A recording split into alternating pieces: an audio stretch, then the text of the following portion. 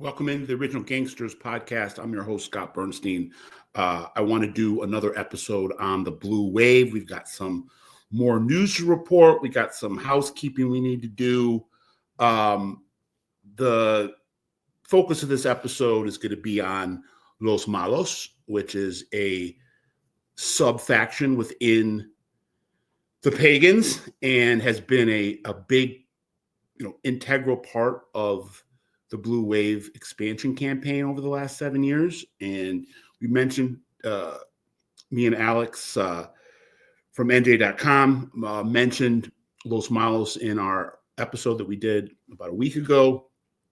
I want to expand on it, give some history, and then I also want to correct the record and do a little bit more of a deep dive on the new president, Clayton Cletus Ayers, who has been recently named the interim national president for Conan the Barbarian Richter, Keith Richter, who just walked out of prison last month after 4 years and is on parole restriction until 2028. So we'll have to kind of continue the trend of front bosses.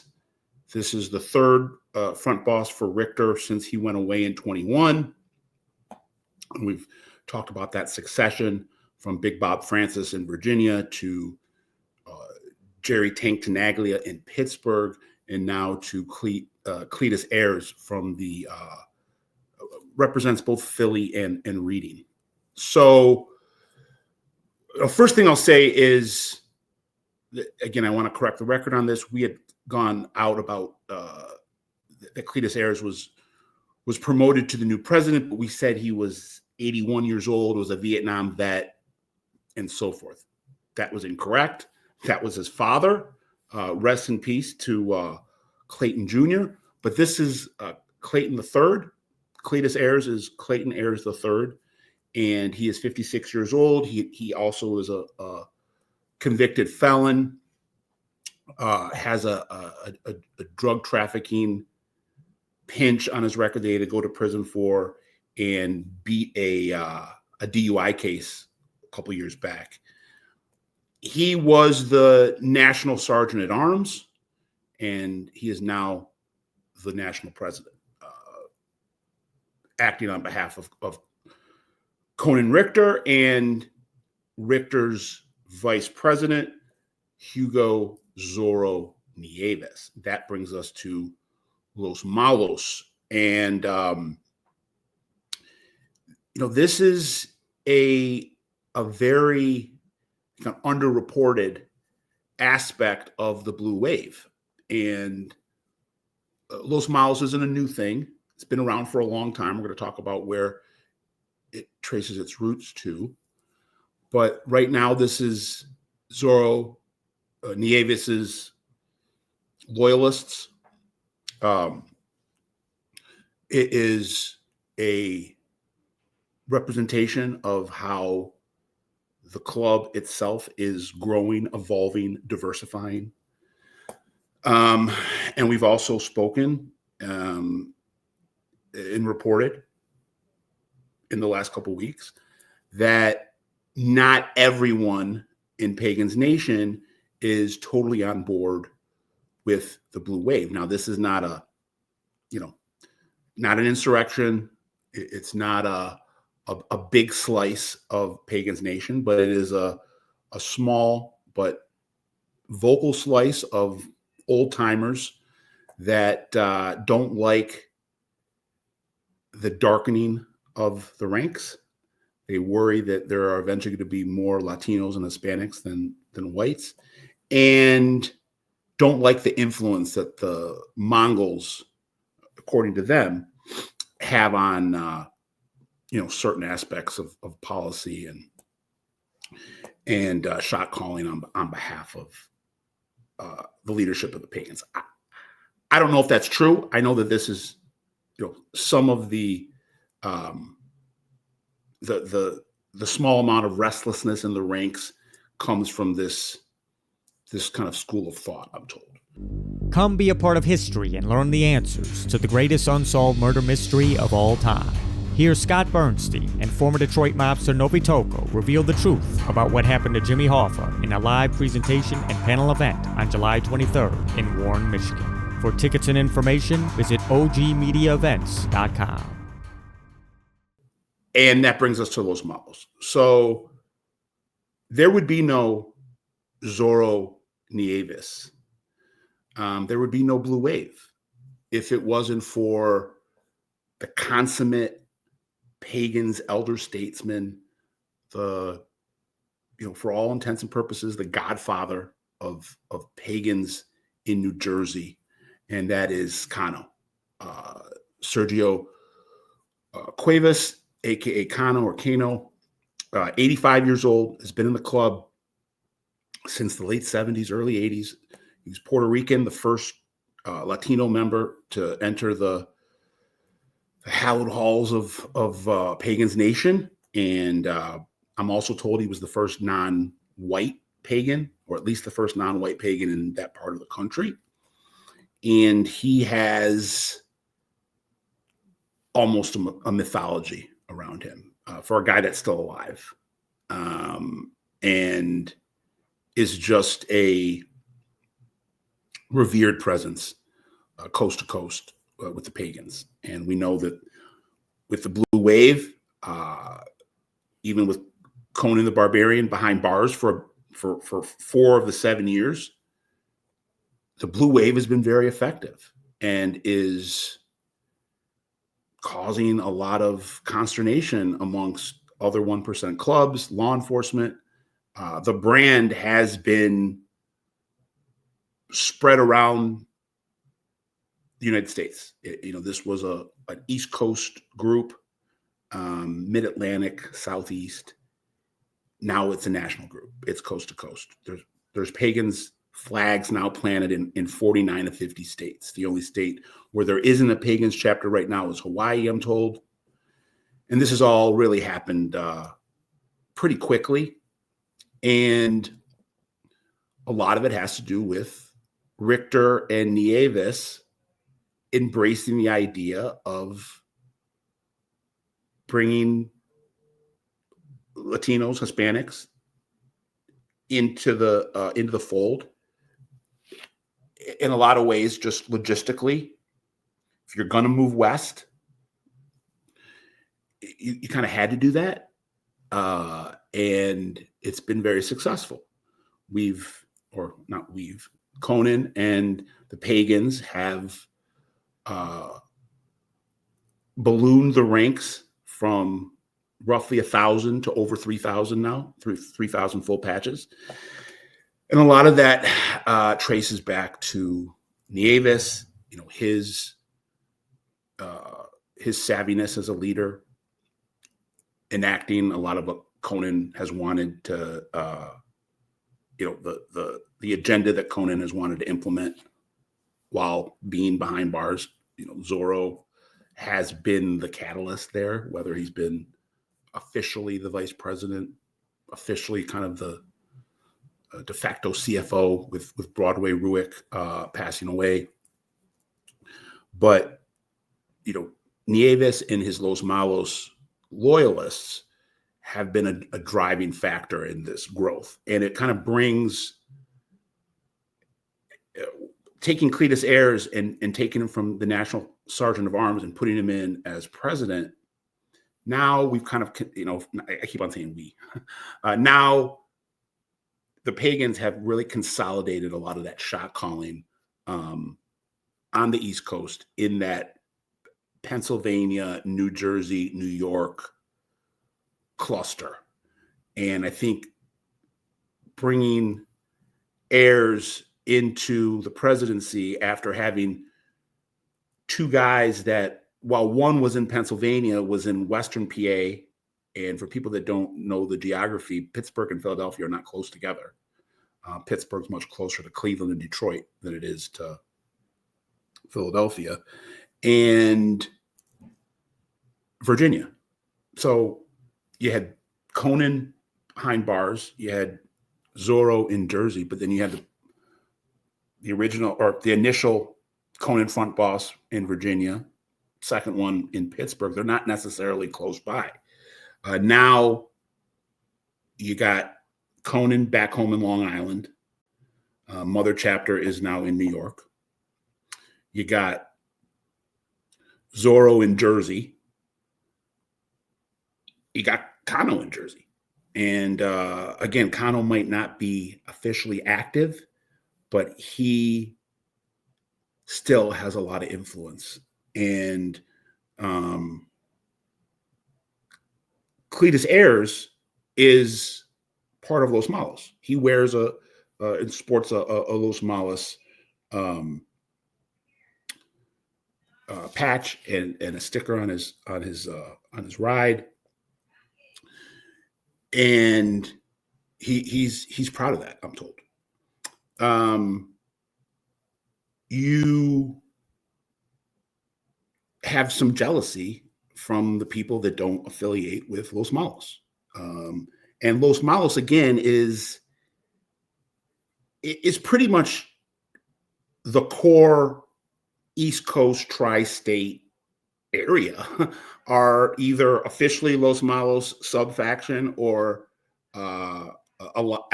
aligned with them, allied with them, affiliated with them. And those have been a lot of the foot soldiers in, expanding the Pagans' influence and presence and taking it kind of from 0 to 1,000. So it all started with Kano. I think we were, not to say that Zoro doesn't, he's Los Malos now. He's the boss of Los Malos now. He's also the vice president, and I said before, the CFO. But this all started with Kano. Kano founded the Los Malos subfaction, and Kano, again, he's 85 years old. He had to do some time in prison. Semi-recently, went down in a couple of big racketeering busts that took down administrators back in 2009. He was part of the bust that took down David Barbetto, Black Bart, out of Maryland. And then the next year in 2010, he was part of a big bust of the guys in Conan's chapter when Conan was still locked up. And I believe he went away for about 5-6 years. He's been out and is sought often for counsel. And he has been part of, at least unofficially, part of the brain trust with Conan and Zoro.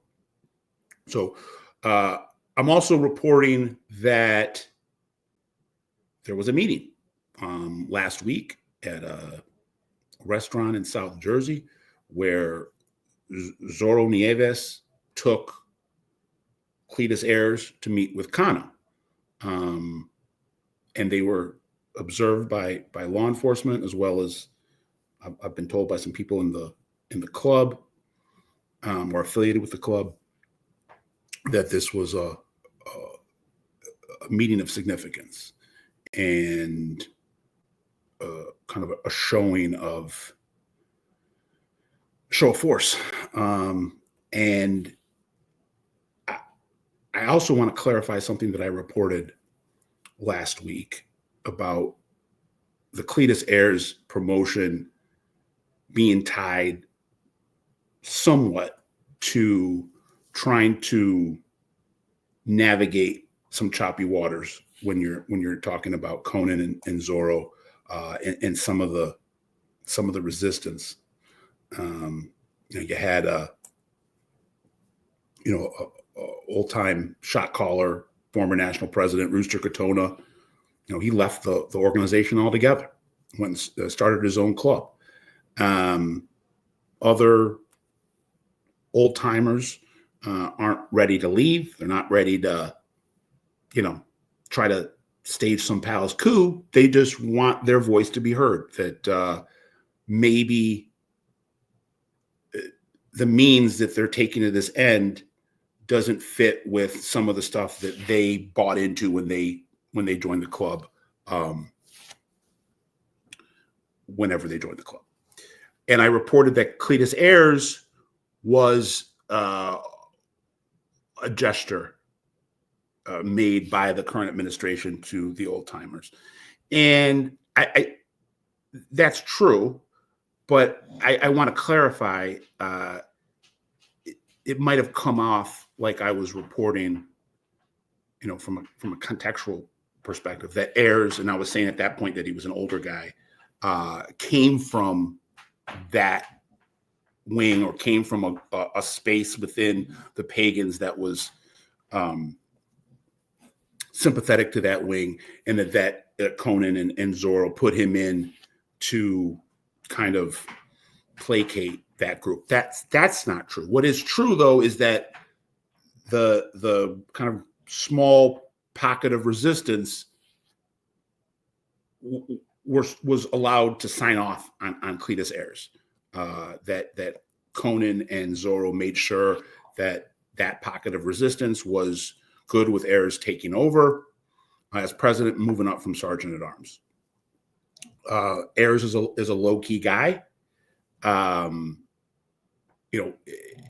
Is all about business, and again, he's from the Philadelphia, Reading, Delaware Valley, and is pretty close by. If he needs to check in with Zoro or Kano, he's also, I'm told, close with Gorilla and Montervagine out of Philadelphia, who runs the Philadelphia chapter again for Conan, and has been a part of the Blue Wave, returning from the sidelines. And there's talks of a possible Nomads chapter opening up soon. So I just wanted to clarify that Cletus is a Conan guy and a Zoro guy who also gets along with some of the naysayers, and they were comfortable giving him the day-to-day power, and it seems like everything's copacetic on that end.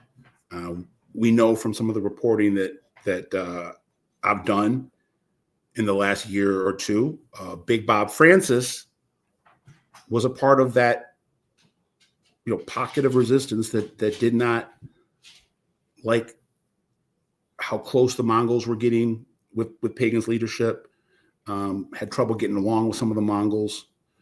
And, for better or worse, this is the decision that Conan and Zoro and Kano have made, that the strategic alliance with the Mongols is good for business. So, you toe the line. And that's what Conan is expecting from people. And I think with Tank Tenaglia, you had a little bit more of a understanding of what Conan wanted from behind bars, and Tank did that, and he didn't tap out, or he wasn't pushed out. He had to kind of tap out because of health, as opposed to Big Bob, who we're told was edged out and replaced with Tank. So, Tank is now dealing with his health issues, and Cletus Ayers is now the new day-to-day number one. Had a meeting with Zoro and Kano. Kano is this, he's an urban legend, and he started Los Malos, and Los Malos just means the bad guys. The overall force that is, Pagan's Nation right now, taking over new territory by the second, part of the engine of that massive blue wave is coming from Los Malos. And Los Malos don't, you don't have to be Hispanic or Latino. That's another thing I wanted to clarify from our last episode. I think a lot of Los Malos members are of Latino or Hispanic descent, but Clayton Ayers is definitely not Hispanic or Latino, and he reps Los Malos. So it just means that you came up around Zoro and Kano. You're loyal to the architects of the Blue Wave, and I think now that Cletus Ayers is in power, and he's repping Los Malos, and he has the co-signing of the old timers, things are going to get back on track. And I wanted to do a little reporting on that, let everyone know what Los Malos was. Zoro is really been, an extension of Kano. And there would be no Zoro if there wasn't for Kano. There would be no Blue Wave if it wasn't for Zoro and Kano. So Conan gets a lot of the headlines because he's this transformational, generational crime lord, and he'll be remembered for, in history as one of the goats already. He's already one of the goats. If he does nothing more than what he's already done, and he's got a lot of room left on that, to fill up his career with more accolades and more notoriety and more power, because he's getting more power by the second. So he gets a lot of the headlines and a lot of credit, but I know I've emphasized this before. Zoro Nueves, he's the guy that's actually quarterbacking everything on the street. And now Cletus Ayers is obviously in that command center as well. But it's Nieves that is doing all the politicking, all the recruiting, and he's the straw that stirs the proverbial drink right now. And I just wanted to further emphasize that Kano is the OG, and he's probably not getting enough shine or respect or love in some of this narrative. I know that, again, we've shouted out a couple times, but we haven't gone that in depth about him. But I want to just be very clear for the record. Sergio Cuevas, aka Kano, is as big as you get in Pagan's Nation without being the president. But this guy is the godfather of the Garden State, and Pagans from around the country come and seek counsel for him and advice from him. And we've talked about it in Mafia circles over the last year or two about the guy behind the guy behind the guy. Well, that's what Kano is. He's the guy behind the guy behind the guy. So long live Los Malos. They are certainly making quite the impact in the 2020s. And I'm not sure if I'll do some research on this. I'm not sure if Kano started Los Malos in the 80s or 90s or more recently, but these were his guys. Zoro kind of assumed control of that faction, and now it's a trendy thing to rep Los Malos, and Los Malos has been an instrument of war in the sense of blue wave turf grabs. So wanted to clarify all that. Cletus Ayers is Cletus Ayers the third. He's 56 years old, and is not the Vietnam vet that I had said he was, and did not have the gun case that I said he was. But he is a convicted felon. He had to do some time for drug trafficking, and as I said before, beat a DUI case somewhat recently. And with Sergeant at Arms now, he is the president, and he is aligned closely with Conan and Zoro and Kano, but is somebody that also has the respect and the confirmation, the co-signing of the OGs. So I think that's where we're at right now. The welcome home party for Conan is scheduled for July 13th.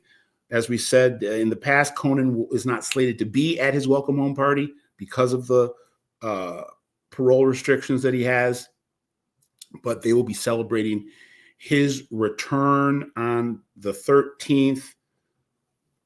Just a last kind of a piece of Pagan's Blue wave news. There was a shooting in North Carolina, the murder of a outlaw from the Charlotte Outlaws chapter named Menace, was murdered in a drive-by at an anniversary party in Newton, North Carolina. Pagans are suspected as part of their Blue Wave initiative. And just this week, Pagans properties and clubhouses in North Carolina were raided as part of that investigation.